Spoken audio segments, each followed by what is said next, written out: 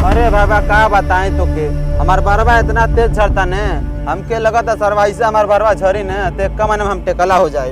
भैया हम तो कहती दवाई वाई करा ला नहीं तो शादी ना हुई रड़ुआ मर जाई। जहाँ पे भैया अरे आज तो सरवा इतना तेज घाम भइल बा कि पूरा दहिया के चाम जर जाता है। ए भैया हऊ देख बा कैसन कलुआ उदास बैठल बा। चल बे चल देखल जा कहां बैठल बा।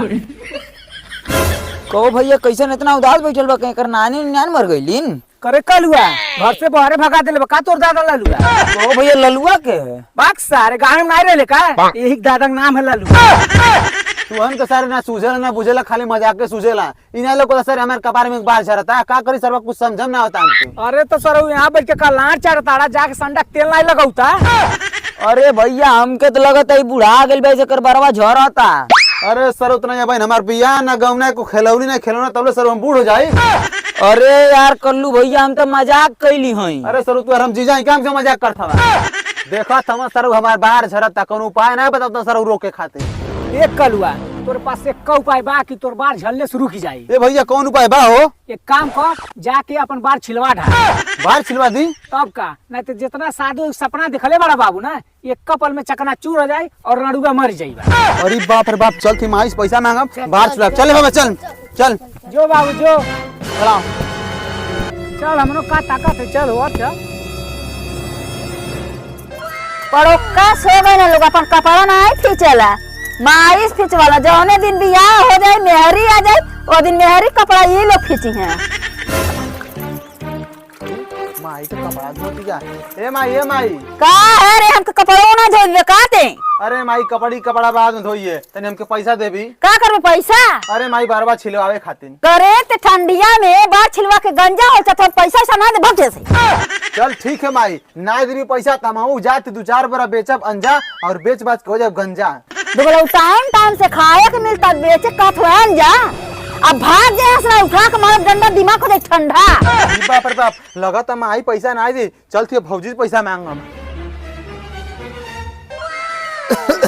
ए भगवान जैसे हमके बूढ़ बनौले वाला केहू कहो नहीं बूढ़ बनैया न तो जौने रास्ता से हम गुजरल बानी केहू और गुजरी तो सरवा खुदा गुजर जाई। का बताई सरवा कई दिन से हमार बाहर झरत बा अगर ऐसे हमार सरवा बाहर झरी तो लगा हम कुछ दिन में सरवा टेकला हो जाइब। ए भौजी अरे कहाँ बाड़ू हो तनी घर में से बाहर नहीं करबू काहे बाऊ का हमने बोला था कोनो काम बा का? अरे हाँ भौजी कोनो काम बा तब ने बोलावत हई। अरे तनी हमके बाहर छिले हुआ तनी पैसा देबू। काहे हो बाऊ काहे अपन बरवा छिलो था तू को तोर बरवा निकला था का? अरे भौजी नीक काहे नहीं लगता जान त नहीं बड़ू भौजी हमार बरवा बहुत तेज झरता हथवे लगौले पर सरवा 5-6 गो निकरता। अरे सारे कलुआ हम इतना नाती पोता देख बोली हमारे को बरवा ना झरल तो सारे कलुआ भाई नड़ुआ भाई तो बाहर झरे लगल। अरे भौजी बुढ़वा के बात छोड़ा हमके जल्दी से पैसा हमके बाहर छिलवा जाए के बा। नहीं रे न तो ये कलुआ के पैसा ना दिए नहीं तो जुआ वो खेल के उड़ा दे। ए बाबू कहां से पैसा दे तू नहीं जानता तोर भैया 2-4 दिन से बैठल हो काम नहीं करता मैं। अरे मोर भौजी ने हमके पैसा दे दे बरवा छिलवा खातिर। अरे बाबू कहां से पैसा दे जा घर में पैसा नहीं बता। अरे सारे कलुआ जाइबे कि ना जाइबे तो 2-4 डंडा पाइबे। बुढ़ऊ अगर तू ढेर बोलबा तो प्रताप देबे घोगोलवा। अरे सारे ते हमार घोगोला देबे बे हम तो घोगोला देबे तो बकरिया ने चिलेबे ना। अरे तो बुढ़ऊ हम दबाइब ने त कुकुरन खान चिलेबा। ए बाबू आपस में लोग मरा जिया हम तो घर में। अरे भौजी पैसा दे दे ने।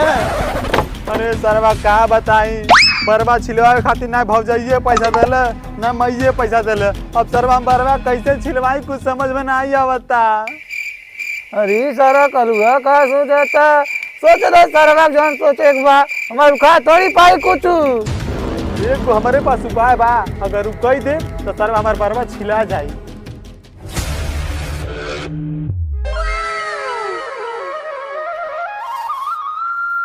इतना कपारे दिन आ गइल अब बाबूजी बन उठली ना तन देखी सुतलाई ना न बानी। अरे बाबूजी कैसन टंगरिया ऊपर कैले हैं बाबूजी। ए बाबूजी आई हो में बाबूजी कुछ बोलते ना पानी बाबूजी तो पक गई का। अरे हमार बाबूजी एक ठंडिया में कैसे छोड़ के चली गईला हो बाबूजी कैसे तुम्हार घटावा नहीं ओ बाबूजी। अरे हमार मैया बुढ़ावा टंगरिया उठा के मरी अरे बुढ़ाओ का हो गई भैया बुढ़ावा उठा अरे ये पतैया पगला गई का अरे ते हंसा से रे बुढ़ा मर गई ना अरे मेरी मैया मैया अरे मोरे मैया बुढ़ावा मर गेल दुआरा रखा की अरे ये बुढ़वा मर गया और हंस रही है, रो रही है। खराब ये बता बुढ़वा कौन टंगरी उठा रहे? साहब हमें ना कुछ पता बा।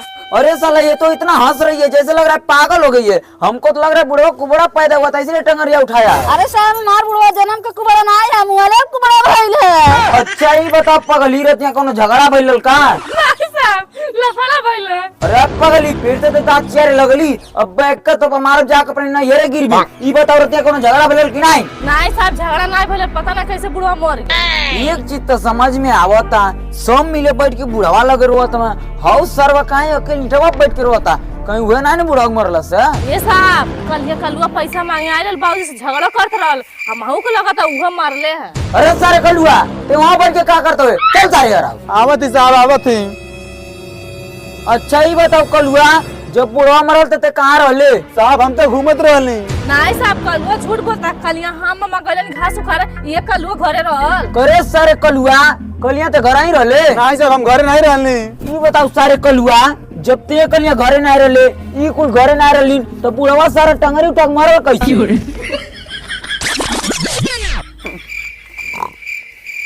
अरे सर बात नहीं आज तो बुढ़वा सुतल बा चल थी तकिया दबा देबे इनकर गटई आ बजा नहीं पहिए कब नटई। लगा त सरवा बुढ़वा गइल अब दही चूरा के व्यवस्था भइल भागा सर बात नहीं। करे सारे कलुआ अगर ते बुढ़वा मर्डर ना करे इतना सोचत कैसन बाड़े? अगर तू सही सही बतौले ना कलुआ तो जिंदगी भर का दिन तो के हो जाई जेल रोवत रह जाइबे लेकिन कबो मिली ना तो के बेल। साहब हम जेल नहीं जाते हम बतावती बताओ सारे इतना साहब हम सबसे कलिया पैसा मांगत हली क्यों हमके पैसा ना दिला हम का करे पैसा मांगत रहले? साहब बरवा छिलवावे खातिर। अच्छा हाँ था तम बुढ़ा मुआ दिलाई तो बुढ़वा का करे मुंगा देले? अरे साहब सोचल बुढ़ा मुआ तो सब कर बरवा छिलेबे करी और मैं बरो बरवा छिलवा ले। और इस सारे इतना तो के बाँच ले पैसा ना ले तो बुढ़वा मुंगा दे चल तार इतना जेल में। ले जाए साहब ले जाए ले जाए साहब ले जाए।